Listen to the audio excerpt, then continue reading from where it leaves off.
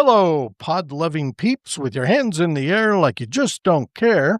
Welcome to episode 64 of Mr. Robin's Hood Podcast. We are broadcasting from what we legally can only describe as a structure that may or may not have been a repurposed garden shed. We are exactly one bloodied baseball bat swing from hole number 2 of the Woodward Municipal Golf Course. That's Woodward, Oklahoma, by the way. Not to be confused with Woodward, Pennsylvania, which has repeatedly asked us to stop claiming we're from there. It is I, your fearless co-host and professional village idiot, Robin. My parents said I'd never amount to anything. Hohweiler, boy did I show them. Or Mr. Robin, if we're familiars. I'm joined, as always, by my co-host, who's currently wearing an ankle monitor that beeps every time she gets within 50 feet of a woodland creature. The one, the only, Mikel Badger Whisperer Robinson, known throughout the podcasting universe as Mikey-on-the-Mic, or as the FBI's most wanted list calls her, Subject 222. Well, folks, in the interest of journalistic integrity, and because her lawyers said we have to, we need to address the badger-shaped elephant in the room. Our beloved Mikey, who is somehow running for dog catcher in Cleveland, Ohio, despite having never caught a single dog, or living in Cleveland for that matter, was arrested for the fourth time after authorities discovered what can only be described as a badger cub birthing mill located on her posh estate in central Woodward. According to Sheriff No Fun McGee, Mikey was housing approximately 36 badgers of assorted ages in what she called luxury badger condominiums, but what the police report described as cages, babies' playpens, and I swear to God, a kiddie pool filled with wood chips and what appeared to be a tiny badger-sized beanbag chairs. She was allegedly selling these premium badger companions on Etsy for under the username SnarlingMama89, charging $70 per badger, or the couple special $100 for Etsy probably turned me in. $100 for 2 badgers that had formed an emotional bond. It's illegal to sell wild animals without a permit, said Deputy Sven Toothbottom, who definitely did not change his name for this interview. Also, when we entered the premises, 3 badgers were watching Netflix, one was doing taxes, and another was writing what appeared to be a manifesto. When asked for comment, Mikey just shrugged and said, "Badgers understand me in ways humans never will. Plus, they laugh at my jokes, unlike some co-hosts I know." Exactly. The badgers have been relocated to a wildlife rehabilitation center. I'm devastated. Where they're reportedly forming a punk band and planning a jailbreak. What's the name of this band? Damn it, I left that part out. What? And for those, hey, I was doing this at 3 a.m. I know. And for those, you could have done something clever like the Bad Badgers. Yes, the Bad Badgers. The Bad Badgers. Exactly. There you go. Somebody come up with something clever off the cuff. Thank you, Amber. That's perfect. Yeah. And for those wondering how she plans to be a dog catcher in Cleveland while running the Woodward Museum If I can't have badgers, I'm and gonna a catch badger dogs. breeding ranch, well, buckle up, buttercups, because that's a whole other scandal. Over to you, Mikey. You know, you make me sound really cool, actually. I bet there's people like, ooh, she has a Well, I'm glad you think so. a badger commune, basically. I think what's more impressive here is your ability to write up some crazy shit like that out of your head off of a story I told you about beating badgers with a baseball bat in high school. That's where that came from. Actually, you make me sound better than that. So, Yeah, I keep waiting for the day that PETA's going to show up at your door. Well, they were a problem. We were helping the problem. Okay. Well, there you go. They are. They're a nasty little nuisance out there in the pastures. Kind of a nuisance. So, well, and when you grow up in a place where you're an hour from anything and you're in the middle of nowhere and there's 400 people in your town and you got to figure out stuff to do. So we spent a lot of time out in the country doing brando stuff, which our guest, Amber, did a lot of that herself. I'm sure she'll tell us more about that as we get going. We're talking to her. So we're joined today by Amber Andersen, a local artist of some renown. Amber is a multidisciplinary artist based in Woodward, Oklahoma. Again, that's Oklahoma, not Pennsylvania, whose vibrant and intricate work captures the untamed beauty of dense overgrowth, wildlife, and critters. Do you paint badgers? I never have. I feel like you should start. Her art, rich in color and meticulous detail, invites viewers into an elaborate game of I Spy, evoking a sense of childlike curiosity and wonder. Through her creations, Amber explores themes of tragedy and overcoming loss, uncovering beauty amidst life's challenges. She is currently making her mark as a muralist and watercolorist, blending her unique vision with public and personal spaces. Amber, welcome. Thank you. I'm happy to be here. Oh, we're so happy to have you. So most people run out the door as soon as we get rolling there. That's true. Congratulations. Yeah. We're holding her hostage. There's rope around me. Yeah. She's tied into that chair. My mom had to do that to me when I was a kid. She tie you to a chair? Kinda, yeah, but like not in like a what you would say malicious way. It wasn't hurting me, but she'd take a belt and belt me to it. So I couldn't because I'd be, how I am now. Implement that in my house. It worked. At least I didn't fall out of the chair. and I stayed sitting there. I grew out of that, of course. Of course. In my house, you had to ask to be excused from the table.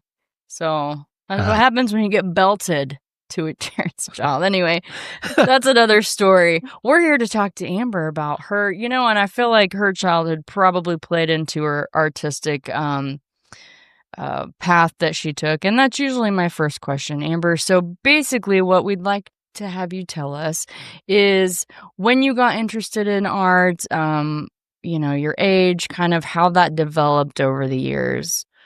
So you want my life story? Kind of. But you don't have to give us all the juicy details, just half of them. Yeah. It's kind of been a lifelong compulsion.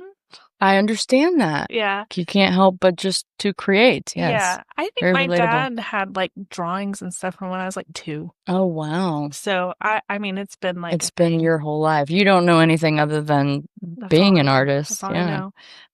But when I was a kid, my parents divorced, and then my dad, long story short, Dad got custody of me eventually, and my grandmother was my babysitter. And so she would watch me after school, and she was an artist. Okay. And so she always nurtured that in me. And then she also lived in the middle of nowhere. Right. See, that's what we've talked about. This is what I'm saying. And literally just acreage of woods around her house, and then a creek that went alongside her property. Wow. And she had 1 acre, and the whole thing was gardens. She was a major gardener. Avid gardener. That's impressive. Yeah. So every day after school, it was just, 8-year-old me exploring the woods by myself for hours on it. We did that too, though. The woods watched us. I mean, literally. My kid is turning 8 this year, and I could not imagine just letting him loose in the woods. Put up rocks, follow them home. Yeah, I bring home snakes and all kinds of stuff. But where was this, if I can ask? This was in Oklahoma? Yeah, Prague, Okay. Oklahoma. So okay. east of Oklahoma City, about an hour. Yeah. Okay. The town's about 2,500. It's a Czech town.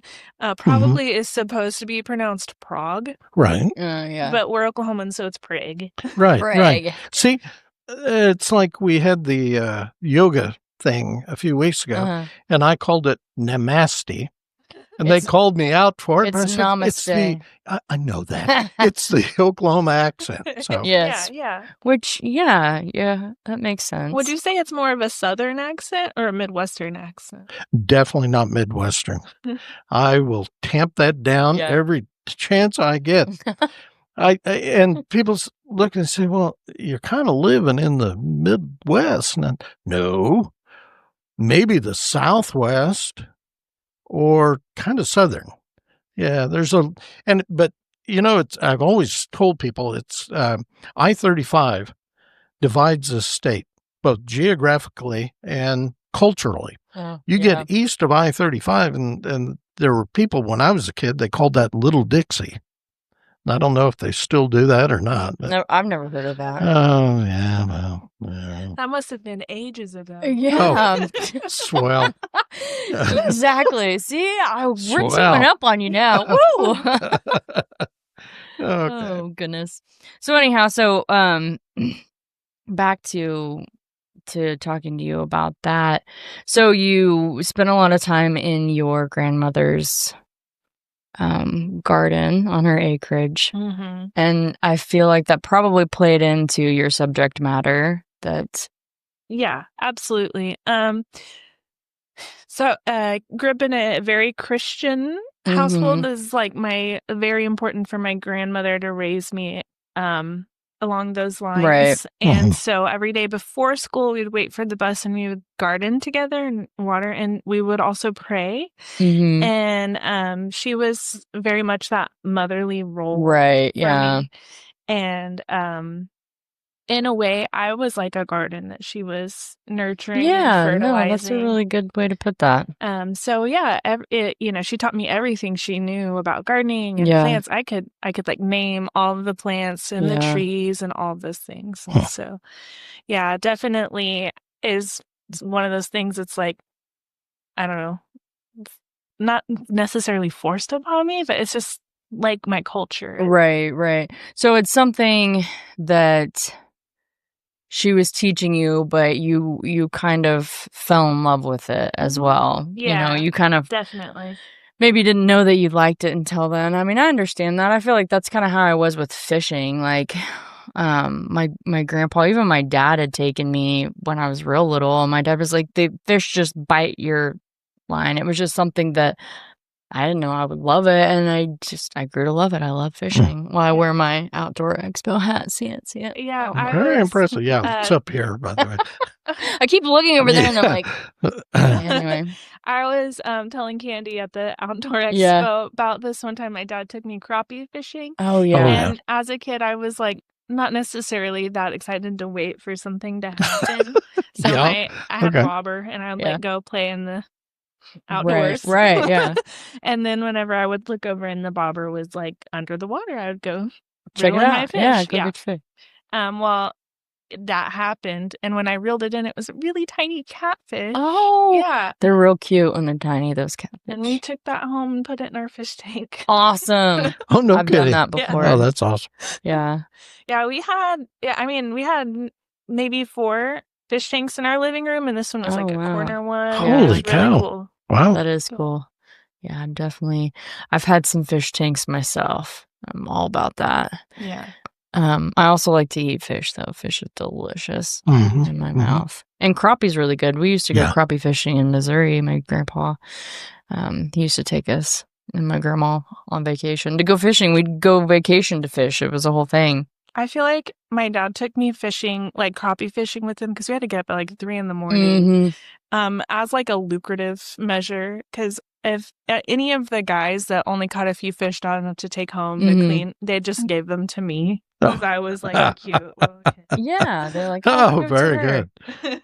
So Dad was always assured he was coming home with something. Yeah. Yep. Because they'd give their That's fish awesome. to Amber. My granddad used to take me Love fishing up on a, and now that was at one time that was a moving river, but Yeah. it's people of other ag interests have kind of locked it up, and it's gone down to just being a little bit of a stream. But we used to just pull all kinds of fish out of that, and my grandmother refused to clean fish, so we'd usually take them into Fargo, and Granddad had cousins that lived there, and that woman loved every bit of that.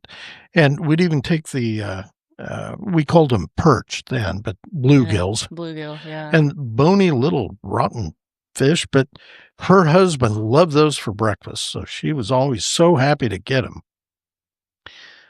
But enough about me and my fishing. Well, I just love how Amber's sparking all these great stories for us too. Yeah, how about that? But moving forward, I'm assuming you probably did art in high school or whatever. But if I'm not mistaken, I know you followed that through college and you got a degree. So tell us a little bit about that.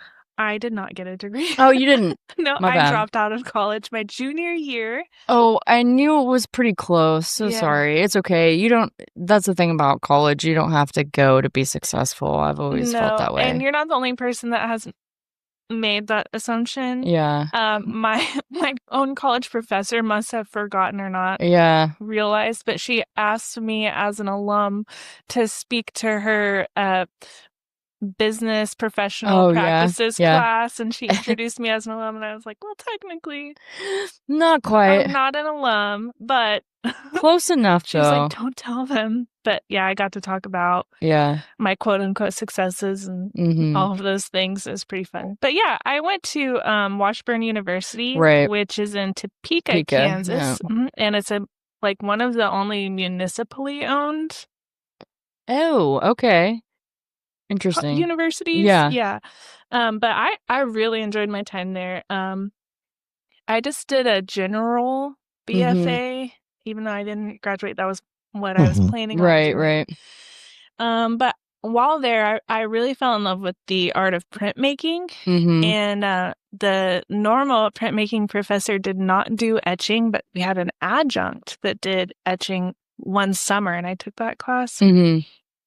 And I fell in love with that. And I was really sad because that was the only time that they offered it. But yeah, I really enjoyed that. Yeah. I bet that was cool. Etching is very interesting form of art. And printmaking, we had some kids that had entered some printmaking pieces. Well, you judged for us at the Paul Lawn. Yeah. I really enjoyed seeing those, and you did seem to know a lot more about of those. it. Yeah. Every year there seem to be a few more. So. Yeah, I think printmaking was a dying practice. And now it's kind of coming back. It's a little bit coming back. Because it's such an enjoyable process, and it allows for so much experimentation, because you're like, what if I did these colors? Right, or what if I used this technique? That is what I loved about printmaking, is I had this image and there's so many different ways that you could... Yeah, it kind of fueled your curiosity of the end product when you're playing with printmaking. Yeah, I think as an artist, we're almost like a different kind of scientist, where you're constantly doing experiments. I love that. That's a great way to put that. Yeah, and so that really allowed for you to have all these different variables that you could kind of test, and but still have that same image with that you wanted to maybe have a certain idea that you wanted to get across, but maybe a bunch of different ways. Right. But yeah, I loved printmaking. Now I don't do printmaking. Every once in a while, I'll carve a little eraser stamp. Right. Yeah, just for fun. Get the itch to do some printmaking. Yeah. But I don't have... It takes a lot of equipment to do etching. Yeah. And that's kind of like with doing leather work. You got to get quite a bit of equipment to do some of those kinds of art forms and mediums, not just with me with acrylic on canvas and you and your watercolor. It's you get your watercolor and the paper, and that's pretty much all you need. There's not a lot that goes into that. So anyhow, I'm curious, from you're leaving college, what was next in your artistic adventure? Well, I got married, and that's why I left college. And, Okay. my husband and I were living together, and we couldn't really make ends meet. So we moved back home. Sure. So I met my husband when I was in 6th grade. He was in 7th grade. Oh, And we that's were awesome. Oh, I friends that whole see. time. Okay. Yeah. So, actually our 10-year anniversary is this month. Oh, Wow. congratulations. Yeah. Thank you. Brett and I just hit 11 in July. So Oh my that's gosh, I love something. that. Yeah.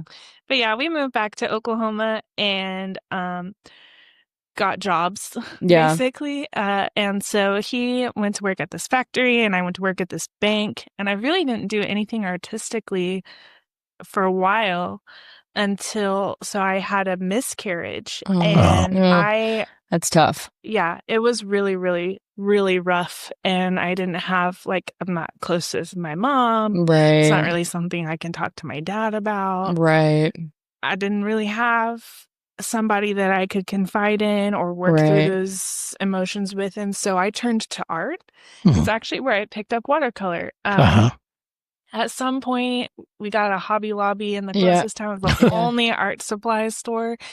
And they had this mass clearance on watercolor. And it was actually really high quality. Good stuff. I've caught a couple because I wanted to play around with watercolor. And they were, the tubes. And oh, yeah. They were $1.89. Oh my piece. gosh. I That's pay so good. minimum $17 for a tube of watercolor just to put that into perspective. Right.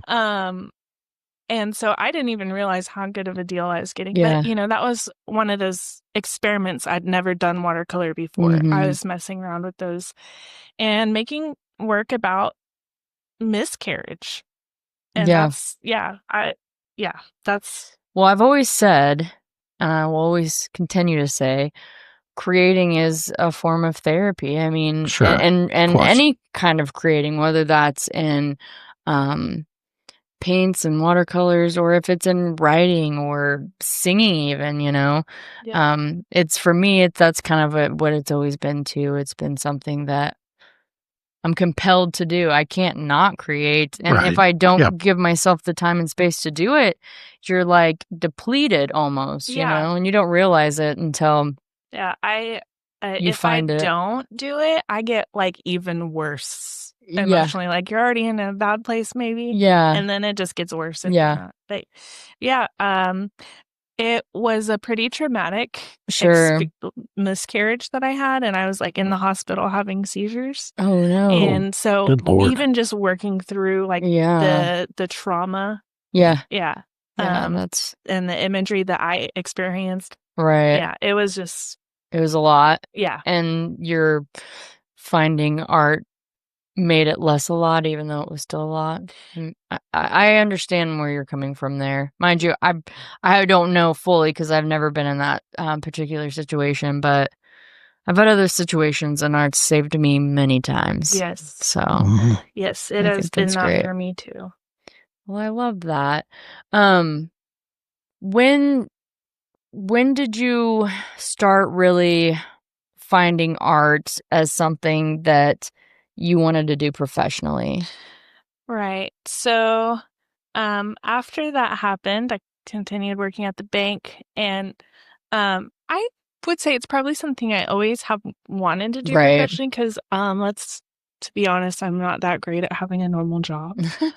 It's hard for us creatives to be normal job people. They did not. I'm a very, very hard worker. I was very proficient at my work and everything. I hated it. Right. That's the piece. It's not fulfilling. And you're I'm good at it, but this sucks. Something about time does not make sense in my brain. Oh, yeah. Okay. And 5 minutes, an hour, sometimes they're the same to me. I don't know. I do understand that, although I grew up in the worst, the most structured home, and I think that's how I kind of got conditioned to be better at it because of that, because I almost had to. But my husband, nah, time is of the essence. He doesn't know what the shit. I'll be we're supposed to be there now, and he's like, what? How I feel all the time. It's I have to prepare all day. Yeah.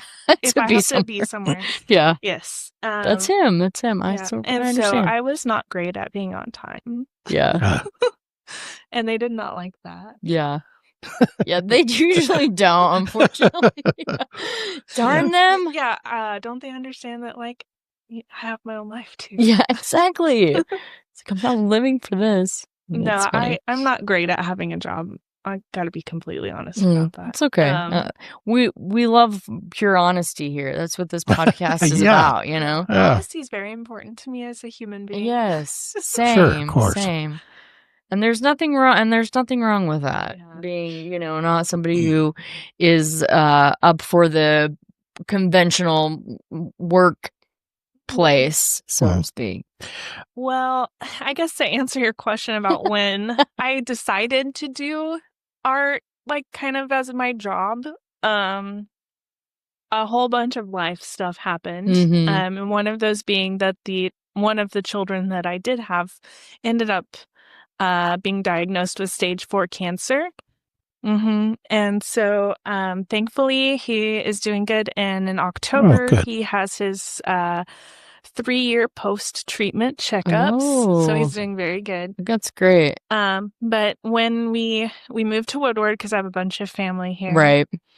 to have he'd been so isolated because this was during COVID. Right. But to have kind of a net of people that he could interact with and all these things. Well, and a lot of your family here are all successful creative people, a lot of them, most all of them seems in one way or the other, you know what I mean? Because creativity can fall in so many different realms, and I just feel like everybody that you're basically all your dad's siblings, correct? So and then if their they kids came from my grandma's lineage, Yeah. it seems as though we have that creative gene. Yeah. But and I've seen it in like your aunt's kids and all of them, like every single one. It's Yep. All of them, even the people that don't live here in Woodward, they're photographers, they're graphic designers. Yeah, they do. Yeah. Yeah. One's a pretty good artist himself. Chris? Melody, yeah. Yeah, that's Crystal's. Crystal's. Chris Caster. Crystal is Chris's, but doesn't Melody have a boy that's an artist too that doesn't live here? Melody, so Nick. Yeah, he's a graphic designer. Okay, he's the one that's a graphic designer. All right. But he makes art as well. But then Crystal is one of Melody's daughters, and she had like this whole like handmade stationery business for a while. And she does paintings and makes these like cute little videos for social media and stuff. It's I don't know. It definitely runs in your genes. That's no doubt in your family's genes. Wow. Well, my husband, at the end of my son's treatment with cancer, my husband decided not to renew his contract with the Air Force, and so then we had a discussion, and I said, I think I'm ready to try and pursue my career as an artist, and I will be the provider, and you take care of the kids. And we've been doing that for the last 3 years in October. Wow, wonderful! I knew it'd been a while. I just didn't know how long it had been. Which I think that's beautiful, and let's talk a little bit about, you know, how you've grown, because you really, I mean, you're doing it. You're doing the thing that so many of us are like too afraid to do, or is it even possible? Yeah, is it possible? It might, you know, can I take this risk? Do you know what? And some people just don't because they're terrified, you know, and it's terrifying. Yeah, and it's not easy. I know, and that's the thing. Yeah. It's not easy, but I also feel like it's more fulfilling. So it's like, what do you want to trade off in a sense? Yeah. So, so obviously I had to build. So I started off working a job and doing this. I was actually working 2 other jobs. Yeah, I know you worked at Walmart briefly too. Yeah, I worked at Walmart part-time. I worked at Larry Hill's gallery part-time, and then I did my art part-time. I understand that. Yes. And so after about a year at Walmart, Larry was like, you're ready to break away from that, because it was becoming this thing where it was holding me back in areas. And it will. Yeah. Yes. it was holding me back in areas. I either had to miss events or I had to like get in trouble at work for not being able to go to Right. work, even if I Sure. requested time. Right, Yeah, right. exactly. Yeah. They just like wouldn't approve it. Yeah. Yeah. And so then I went in and I changed my ability or availability. Mhm. Skipped Right. a whole syllable there. That's cool. It happens. We do it all the time. I changed my availability and they just didn't schedule me anymore. Oh, Yeah. They were like, if you're not available weekends, we just don't schedule you. And you're like, okay, well, I guess that Yeah. solves that.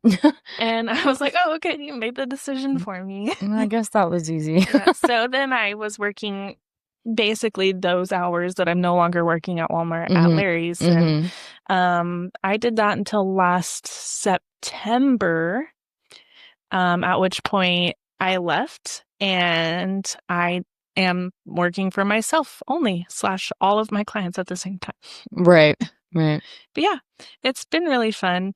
I've got some really exciting things happening now and coming up in this next year that I'm really excited about. Yeah, and we definitely want to talk about that. So now that you're doing art full time, you're a full time artist, you're making a living for yourself and your family, which is just amazing. Hurrah! That's all I want to say about like every time I talk about that, because there's just not a lot of people that can do it, and I just love that you're pulling it off.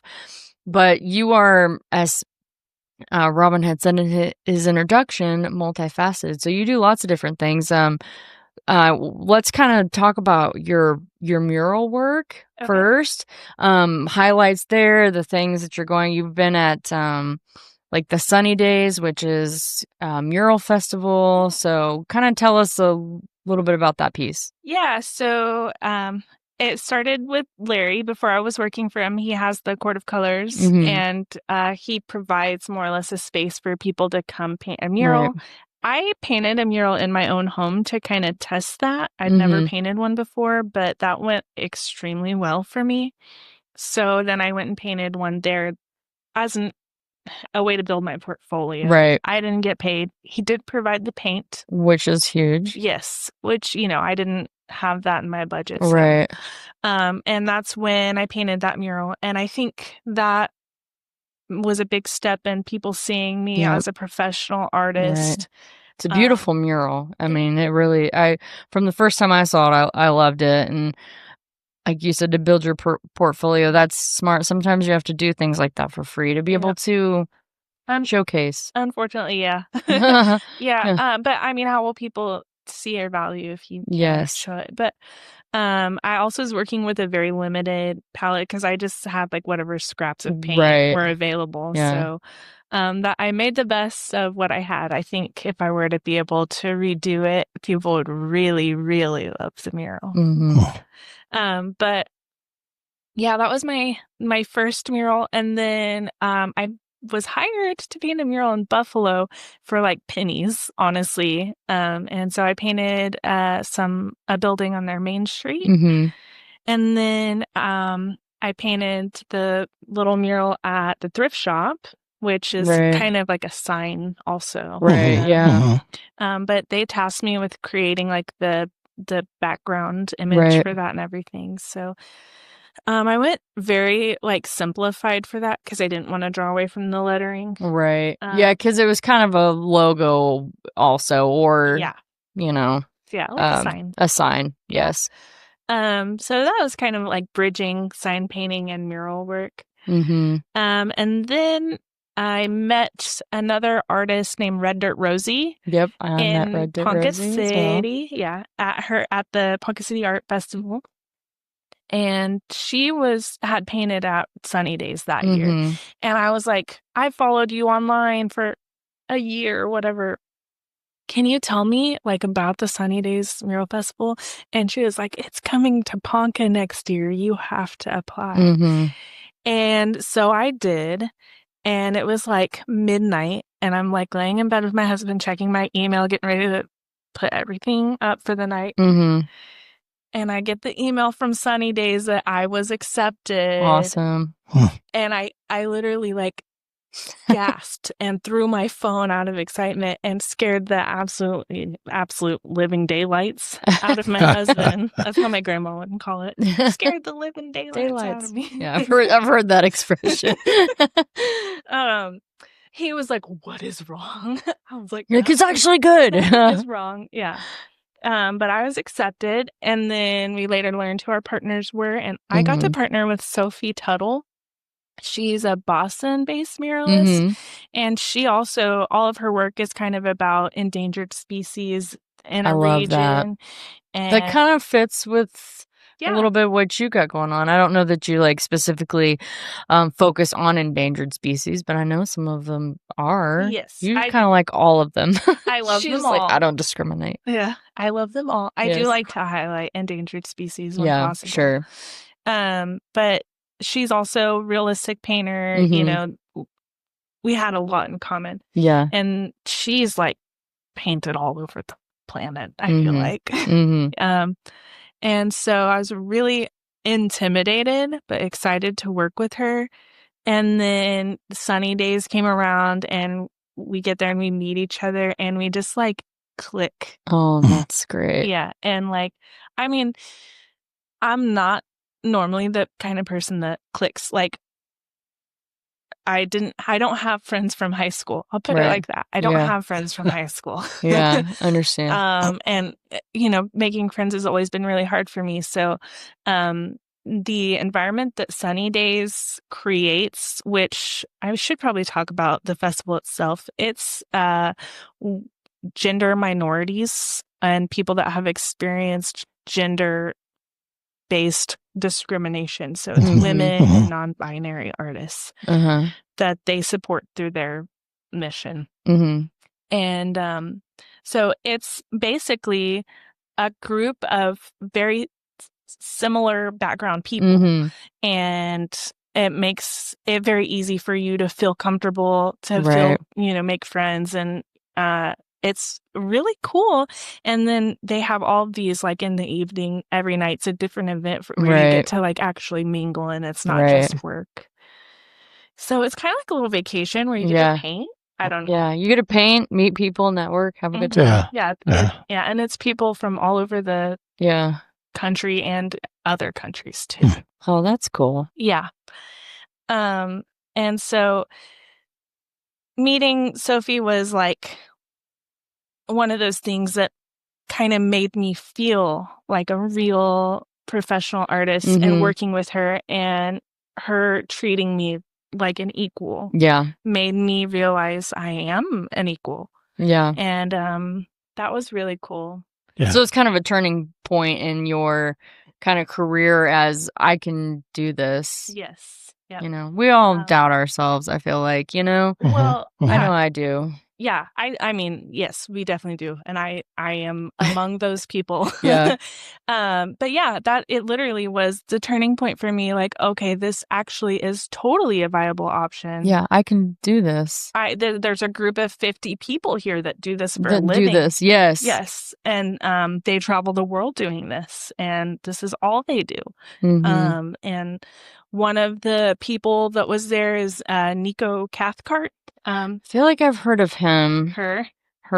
Sorry. You're good. There's another. Is it Carlos? Carlos Barbosa. That's the. When you said that, for some reason, that's who I thought of. So yeah. Apologize. Sorry, Nico. She is a deaf artist. Interesting. That is from. I think she's from Virginia. I'll have to double check on that. Don't quote me. Okay, we won't quote you. But she's, I mean, she's painted at Busch Gardens. She's like constantly featured for her artwork. She's incredible. I mean, she painted like this huge multiple story building recently. The whole thing. Wow. And you know, her partner was another deaf artist at Sunny Dayz, and so they worked together to paint this mural of the other deaf artist doing this, which is open-mindedness. And they like did begonia flowers and all of this meaning, and it's just stunning artwork. It's beautiful. I wonder if that sounds like I've seen it potentially.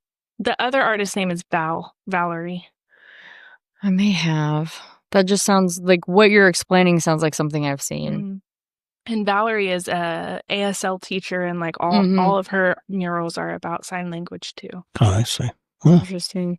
When I was growing up, I had a boy who was neighbor, and he was deaf. And he had an older brother that wasn't deaf, and he was a drummer. And we would be outside on the swing set, and they had these bunnies. And he would always push me on the swing. He was quite a bit older than me. But I enjoyed spending time with him. Like, we didn't have to talk to, I don't know, you know what I mean? Friends, communicate. yeah. And I kind of learned a little bit of sign language from him. So we kind of could communicate in that sense because I picked up on that. But his brother would play the drums, and I could hear the phone ring because people would be calling to like, try to get him to shut up, or like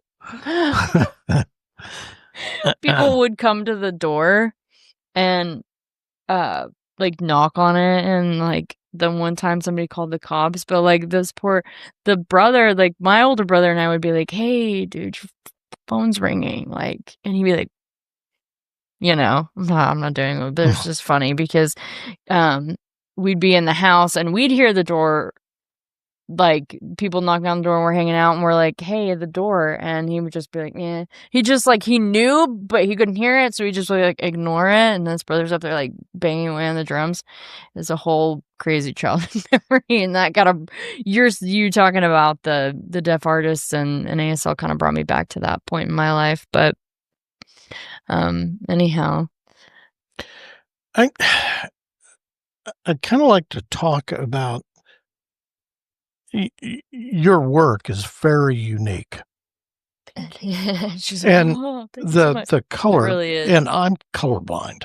Are you? Yeah, but there are degrees of colorblindness, but your art really jumps off at me, and I'm kind of interested in knowing how you developed that technique, what it took with the watercolor. Yeah, I mean, it's just incredible. It really is, yeah. And we're going to be flashing up some of the pieces, graphics of your work as this goes along. But okay, yeah, it's kind of stems back to the printmaking thing with the experimentation. When I started to figure out watercolor, I'm completely self-taught in this medium, and the really cool thing about it is it's transparent. So with acrylic, if you go over it, or oil or whatever, you cover up what you had. And with watercolor, every single layer that you put in is visible to the very end. Every layer, because it is transparent. And so you can stack it. Yes. In other words, so like I probably put like 20 layers on every, like minimum on every section. But because of that, I can put reds and purples in the shadows of the leaves that make the leaves appear more vibrant. Right. And it's the way you put the colors together. You don't mix them on the palette like that. I do mix my colors on the palette, don't get me wrong. But the interaction between those layers, I feel like it causes a vibration. Okay. That makes it feel alive. Yeah. It makes the colors feel authentic and real. And, even through college, in my early years outside of college, I probably focused more on the black and white graphic aspect of things. I did a lot of graphite work when my son was a baby. And when I got those clearance to watercolors, at first I didn't really get them. I didn't understand how to layer the colors. I didn't understand those color relationships. So it's been a lot of experimenting. But one thing that I found out is that the quality of watercolor paints that you get is very important. Yeah, it makes a difference. Because just longevity and things like light fastness. Right. But two, one of the most important things that no one ever told me, because am self-taught is that the paper is extremely important. Uh-huh. And the way that it absorbs the colors so Sure. that when you do another layer, it stays there and doesn't wipe away, because they get reactivated with water. And so if, in the beginning I was using this really cheap paper and I would put a new layer on and the layer underneath would kind of wipe away. Right. But when I was able to invest in better materials, I was able to build up those layers and really get those rich colors that I love. Yeah. Yeah. No, I understand that quality does make a difference in creating artwork and pieces. I feel the same way about when I get prints done of some of my photography. Like, I've ordered from different places, and it makes a huge difference on what it visually looks like if you spend the extra or pick a place that has quality materials, or using quality materials to produce the print, or the artist using them, however that goes. So that's very interesting. Yeah, I'm glad you brought that up, Robin, because I know when we first kind of met-ish, it wasn't long I had you exhibiting at the museum. Yeah, I think... Thank you Yeah. for seeing something in me, because Yeah, you're welcome. I think also legitimized who I am as an artist in a lot of people's eyes and minds, especially as someone who's just stepping into the professional practice. Right. So I do attribute quite a bit of that early success to that. So thank you for seeing that in me. You're very welcome. It's my pleasure. I always enjoy, that's probably one of my favorite things about my job at the museum is that art gallery. I can't pour everything into it because that's not fair, but we pour a lot into it, and it's showing, I feel like, I think so too. Robin helps me a lot. That's one of the things that he helps me with most, is getting those exhibits set up and buying some of the art out of it too. He bought one of your pieces during your Did you? Yeah, it had a salamander. You bought salamanders? I think so. Yeah. That is like by far one of the most popular prints that I sell. Is it really? Yes. Oh, I didn't know that. Yeah, he also appreciates good art. Oh yeah. I appreciate that about Robin, and together we make that gallery. I can't say that I do it by myself, but make that gallery a place where we're, upcoming artists, or, even people that have been doing it forever. It's just, we want to showcase artists in that area. And, I'm so glad that we were able to do that for you and kind of get you going on that. Because since then you've done a lot. I mean, you've got a couple grants now that you're doing stuff with. I mean, I feel like we should talk about that too. Yes. So the first grant that I got was for the Grand Unseen, which you guys know about it. Yeah. Oh, maybe not everyone else. Yeah. Go ahead and kind of explain it for our, listeners that aren't familiar. Yeah, so in short, it's a traveling immersive installation that goes to different communities in Oklahoma, and I like to focus on the rural communities because my goal is to provide arts and even some science exposure to the communities that have like a lack, like a need for that. Growing up rural, like I said, in Prague, we had 2,500 people. So there wasn't a lot of art there. And then in high school, I moved to a small town in Kansas. And even though we were close to like Lawrence and maybe 45 minutes from Kansas City, I did not go to an art museum until I was 17, a junior in high school. Yeah.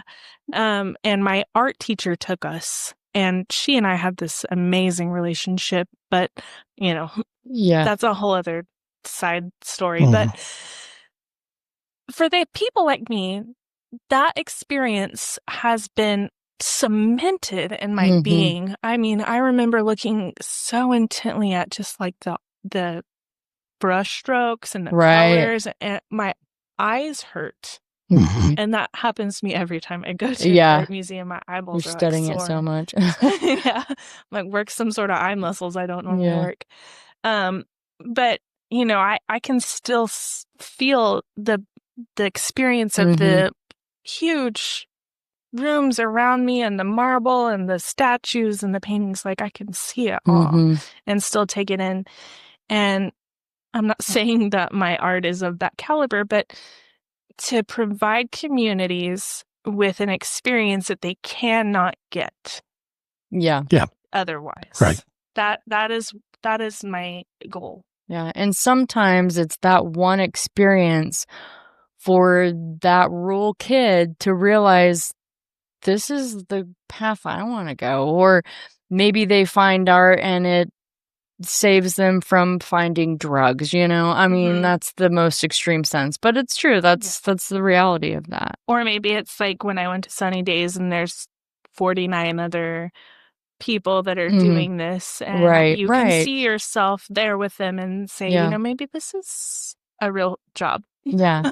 I really can do it. It absolutely is. Yeah. I think, I mean, I don't know that we would even have this table if it wasn't for art. I mean, somebody crafted, you know, maybe not now, this is maybe done at a factory, but you know what I mean? Like the whole, everything to me is art, you know? Yeah.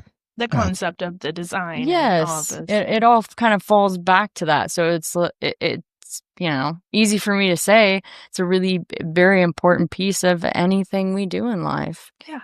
So the exhibit is kind of like walking into one of my paintings, I guess you'd say. It's a bunch of huge 8-foot panels that I have cut out and painted, as well as some of my paintings that have been turned into animations thanks to Chris Castor. Who is your cousin we talked about earlier? Yes. I wanted to add that. Yes, he's my cousin. And some sound. Nathan Holiday, he's my cousin's husband. Yes. So Bobby Holiday's husband. He did the sound, which is like a bunch of nature sounds. Yeah. And then some sculpture. And they're all kind of put together in this immersive space, and it's a bunch of insects and plants and fungi and all these things. But it's also full of fun facts and educational elements. Yeah. So you get like this full art exposure, but also it's kind of nerdy. So it's full of educational things for kids. Right up my alley, I'll tell you that. It's definitely tickles that nerdiness for me. For sure. And then I also made like these activity books, and so they're coloring pages and a word search and things, and also like vocabulary. And like nerdy students. fact stuff about the different bugs that you would see and the different you know, fungi and flora and fauna and all that. Exactly. Yeah. So when they go to communities, they can invite schools to bring the kids in for field trips, and then that's, you know, something that they can take with them and learn and take the art with them and, you know, color and things like that. And continue on their little journey. So I experienced this exhibit at the Josie Adams Cultural Center, which is where you debuted it. But back up a little bit and talk about how you came up with the idea and then, you know, winning the Paseo Feast. Yeah. Tell us all about that. Okay.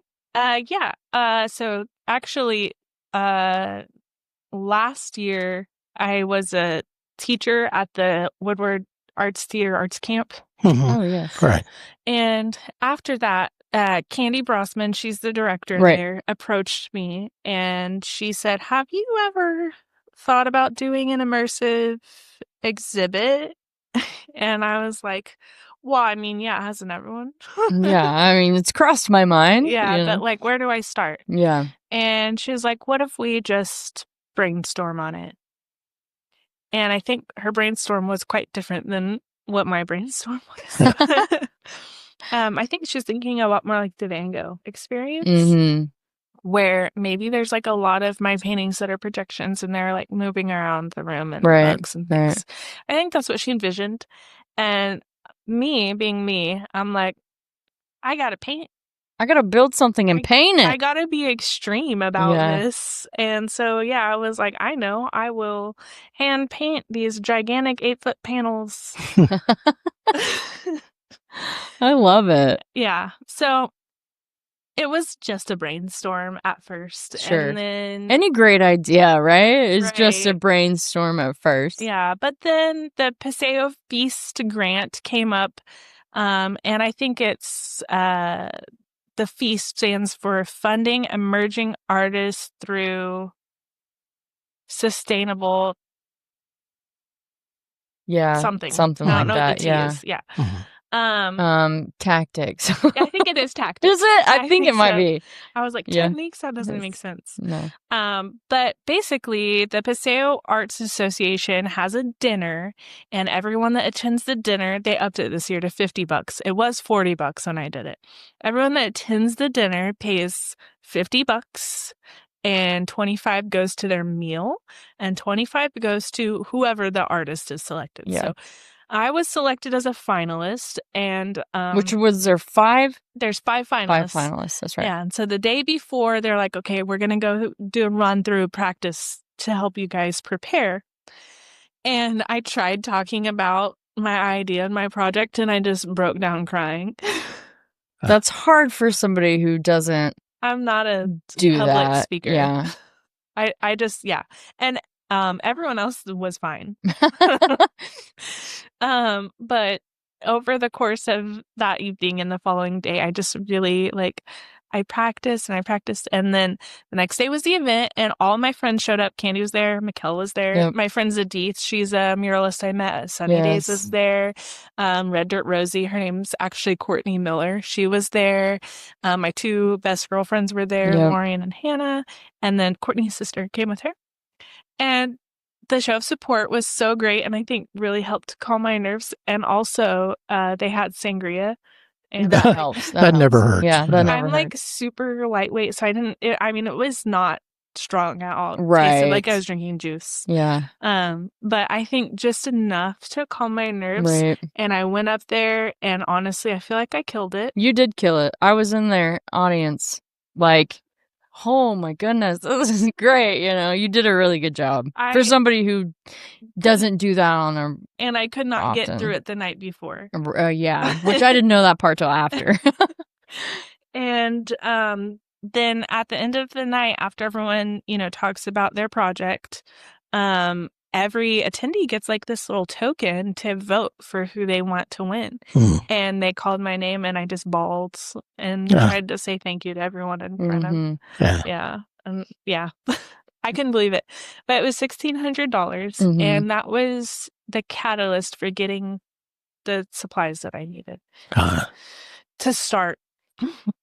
My budget was something insane. I didn't do everything in my budget yet. Sure. But yeah. And so then in April of this year, it debuted at the Josie Adams Cultural Center on Main Street here in Woodward. And it is never the mind movie that you have, I feel like. But it was such an incredible experience to artistically birth something like that. And that was a big undertaking. I mean, yeah. If I'm crazy, I feel like, for doing that. Well, but all the best artists are, right? Yeah. But I feel like it's going to make a lot of difference in a lot of kids' lives, honestly, as you move through it. And I know you have plans to kind of add things as you can and continue growing it. Yeah, exactly. So my goal now is everywhere it goes, there's going to be a new element, a new sculpture, a new panel, whatever it be, right, at the new location. And then eventually it'll revolve. So some things will maybe fall off one day.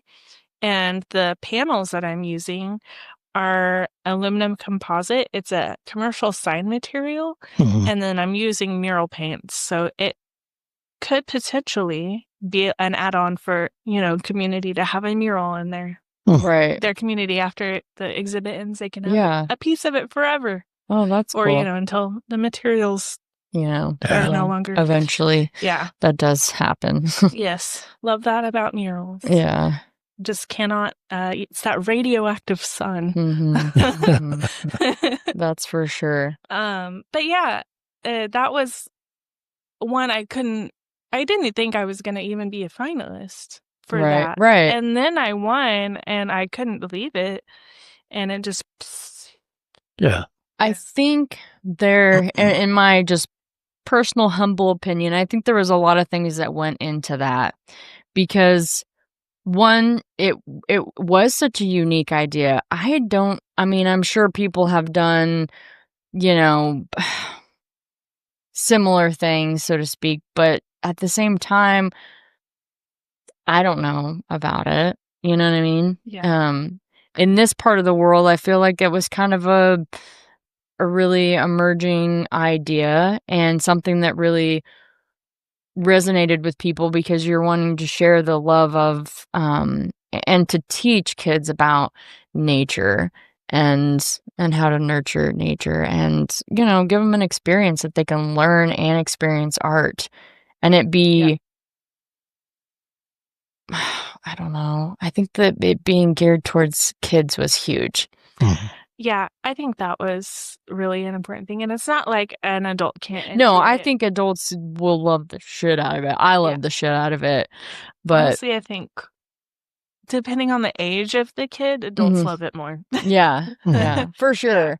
I feel like they can appreciate it, but I think that there are going to be some kids that it's going to touch on. And it'll be a core memory or whatever. Yes, absolutely. I think so too. Yeah. And I think that's huge, and something that, as somebody like, yes, if we can, touch kids with art. That sounded bad, didn't it? I don't mean like that, but if we can inspire. Maybe. Yes, we can inspire kids with art and make it be more than just a painting on a wall. You know what I mean? Like, it be really engaging, because you're adding components of visual and audio and taking some of your paintings and having, when you had Chris, that was really interesting. Thank you.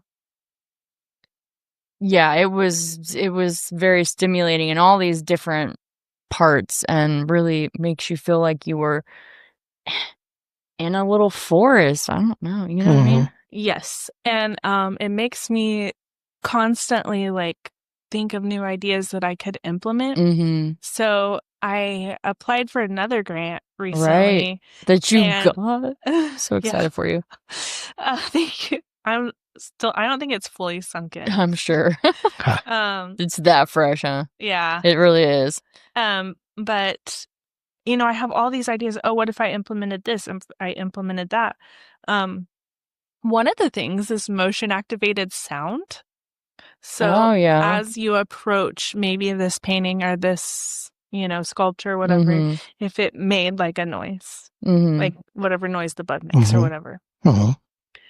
Wouldn't that be so cool? That would be cool. I feel like that'd be so cool. And so that's one of the things that I included in my proposal for this grant. And then, what if I had fabric that tied all these things together so they weren't separate? So now I'm implementing these fabric sculptures that have like a completely different tactile feeling. And yeah. Cool. So, and the lighting I had was borrowed, and it turns out there's this thing called short throw projectors. I clearly am not a techie. I'm really not either, but I am, but I'm not. So instead of, having that much space, I can shorten it and still be able to have the artwork fill up the panel. And because that was a struggle that I faced when I was setting that up. Because a lot of experimentation was how far away from the wall does it have to be? How far away from the projector does it have to be in order for that image to fill up the panel that I created for it? Turns out it's like 6 or 8 feet. I don't know. But a short throw projector dramatically shortens that so that I have more room for people to walk and not have to be so far away from the wall. So yeah, that's one of the things that was on the proposal too. And then just in general, expanding the exhibit and paying myself. Yeah. So yeah, the grant was the OVAC, which is Oklahoma Visual Artists Coalition. Thrive grant, and you can apply for $10,000 or $5,000. I applied for $10,000. Wonderful. Yeah. Huh. And I don't know. So those grants are funded by the Andy Warhol Foundation, which is like a national thing, and they have a regranting program, and so Thrive is one of the things that they fund through their regranting program, and then they grant them. Right, I see. So, in essence, I'm funded by this Oklahoma organization and this national organization, right. And in no way, shape, or form did I think that I was going to get this grant. Right. They have like this huge rubric of things that they grade you on, more or less, or like, I don't know. They score you on this huge matrix, and I'm like, I don't know if I'll get this, but it's worth the time and effort to try and put it together. And somehow I was one of, I think, 5 or 6 projects that was selected to be a Thrive grantee for the 2025 That's amazing. projects. Great. Yeah. So the Grand Unseen will definitely be getting some add-ons. Yes. I'm really excited about that. And then it's going to be going to, I don't think I'll have, because I should be getting my first installment from that grant in September. Right. And at the same time, it's going to Seminole, Oklahoma. Yeah, I was going to say. won't be able to implement those things beforehand. Yeah. The motion activated sound, I was telling you, my husband builds his own computers and is super techie. He's totally taking that part on for me. Oh, awesome. So I was researching, you can do like a Raspberry Pi, which is like a little mini, basically a computer kind of thing. And then there's these like little speaker type things you can add on to any surface, and it turns it into a speaker. And so that's kind of the process of that. Interesting. And then there's like a little motion sensor thing that you just wire it all together. Yeah. And he's like, yeah, I can do that. And I'm like, cool. Wow. That is super great. Cool. So your plans with the Grand Unseen, now you're going to be expanding it, but your plans initially kind of were for this to be a traveling exhibit. So we definitely want to open this up for you to have a chance to let people know how they can get a hold of you if they're interested in that. Yes. So on my website, is amberandersenart.com, and Andersen is spelled Andersen instead of an O. There's a tab like on the little hamburger if you're doing mobile, or along the top if you're on your computer, that says the Grand Unseen, and there is a place where you can request. You just information. Yep.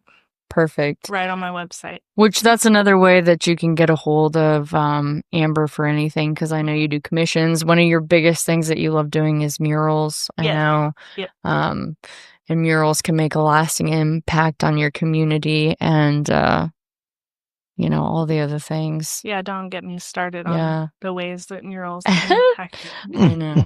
There's a lot of studies on that have come up. There's a lot to it. And using murals for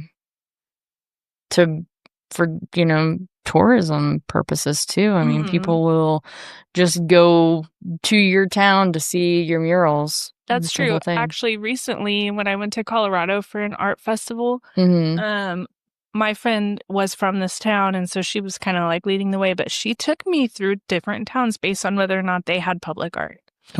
And so it really is that important. People will detour, but also you have to make sure you put it out in the world. Yeah, you have to be able to market it as well. Yeah, which I'm sure is a challenge in any essence, but probably a challenge for you as well, because you have to market yourself as an artist to get jobs and stuff. I know, I feel like we could talk to you for just hours and hours and hours, and we have only briefly talked about kind of your technique, and as Robin was asking about that, is there anything else that you want to add today? I mean, something you want people to know?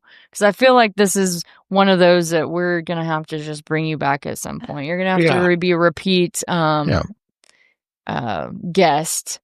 Yeah, I'm happy to come back. I don't know. I do have a solo show coming up in 2026. Oh, great. What year is it right now? I don't know. 2025. Next year, 26. Yes. At the Library Gallery, which is inside of the Norman Art Council main site gallery. Cool. So it's their smaller gallery.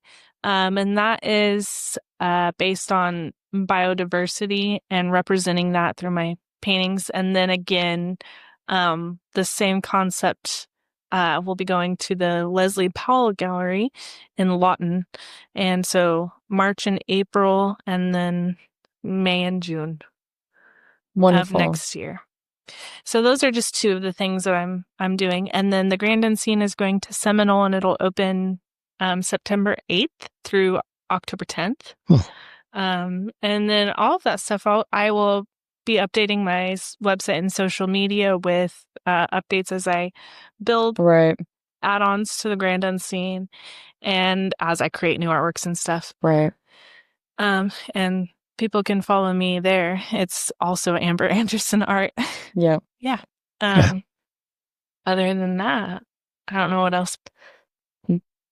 That pretty much sums it up. Yep. For the most part. Yeah. You got so much going on. I don't know that you could officially sum it up. I know you were just telling me that you were also doing some collaborating work too. So yeah, we've kind of talked about that briefly. Metamorphosis by Joshua Cook. That's the artist that I'm working with. And that is totally a play on words, the Metamorphosis. Mm-hmm. He is also a huge bug fan like me. And we met. You're in a room of huge bug fans. I mean, I can't speak for Robin, but me and Brett here, we love a nice bug. Bugs are the best. They're so honestly. cool. Yeah, they make our world go round. They do. True statement. But I also met him at the Ponca City Arts Festival a different year. Right. And I was like, bugs. And he was like, bugs. And we became friends. It was as simple as that. As one does, But he makes sculptures of insects and other things out of recycled materials. So he'll use like aluminum cans, beads, wire, you name it. Yeah. Forks, things like plastic all cutlery. The things, yeah. Mm-hmm. Yeah. If it's trash, he'll use it. I'm just kidding. That's well, not true. One man's trash is another man's potpourri. Yeah. So he's built these sculptures, and I've been painting them. Or in one case, we combined one of his sculptures with one of my paintings. Interesting. But yeah, it's been a really fun collaboration. Mm-hmm. We did a comet moth. And then it looks like a comet moth. And then we did a beetle. And you guys, it's called a cockchafer beetle, but it is spelled like cockchafer. It does not pronounce that way. Cockchafer. Is that the Midwestern or the Southern? No, it's like I think it's from England. The beetle. The beetle is great. Yeah. But I painted like flowers on it, so I took it a different direction instead of painting it to look like the insect. I took the form. He made the form of the insect, and I painted on that. And that one's people seem to like that one. And then the other one is like maybe 8 years ago, I took a picture of a crab spider on a blossom of a wild blackberry. And so we took inspiration from that photo. I painted the blossom and the blackberries, and he created the crab spider. Oh, put it on there. That's cool. Well, I'm excited to see more of that. We briefly talked about maybe trying to bring that collab into the art gallery at the museum at some point down the road as they get more things built up and all that, to where we can do a co-show with them on that collab, which I'm excited about. Talking more with you about that. So anyhow, we've talked about how they can contact you. We've talked about all sorts of different things. Like I said, we'll have to bring you back sometime because I know we have so much more to talk about. But we'll have to reserve that for later because then we can get an update on your goodie stuff. So with that being said, Amber, thank you so much for really appreciate visiting with us and taking time out. And it's been great. So it's been fun. Or maybe you got bugs to work into that. I hope everyone enjoyed that. If you have any questions for either Mikey or myself about today's episode or any other darn thing, you can email us at mr.robin@mrrobinshood.com or mikey@mrrobinshood.com. Also, you can find us on Facebook at Mr. Robin's Hood Podcast. As always, you can also reach out to Mikey or me via Podophone at 580-827-1113, which, for you more astute podcast listeners, or at least the more sober listeners, may notice that is a different number from what we used to have. That's because the rat bastards at AT&T sold our number to the rat bastards at Verizon and forced us to take a new number. But I like the new number. I'm not mad. And if you're the poor schmuck with our old number, you'll know by the quality of the crap you're receiving on your phone. We cater to a generally deranged and perverted audience, current listeners excluded, of course. But I digress. Maybe you just want to get something off your chest, or you're feeling some butt pain because of something we said during the podcast. Give us a call. Keep in mind that we aren't likely to answer. Yeah, there you go. We aren't likely to answer, but you can leave a voicemail. Text us if you have a question, concern, complaint, compliment, suggestion, whatever. Just don't be a dick about it. In the meantime, tell all your friends to stream this podcast as though their lives depend upon it. As always, you can stream or download episodes of Mr. Robin's Hood Podcast wherever you usually find that sort of nonsense. We're on iHeartRadio, Amazon Music, the Podbean app, Apple Podcasts, Player FM, Listen Notes, and Podchaser. You can also stream them directly from our Podbean website at mrrobinshoodpodcast.podbean.com for free. And that's they're all there. Part. And if you go and you stream it from Podbean, then we know more about it. Yeah. So I want to add to encourage you maybe to use the Podbean app for our benefit. There you go. And no, I'm not going to force your hand. Yeah, we're not making any money here, so I want to know all about it. So we'll close now by reminding everyone, as we always do, to stay hungry, stay foolish, and most importantly, stay weird. Bye.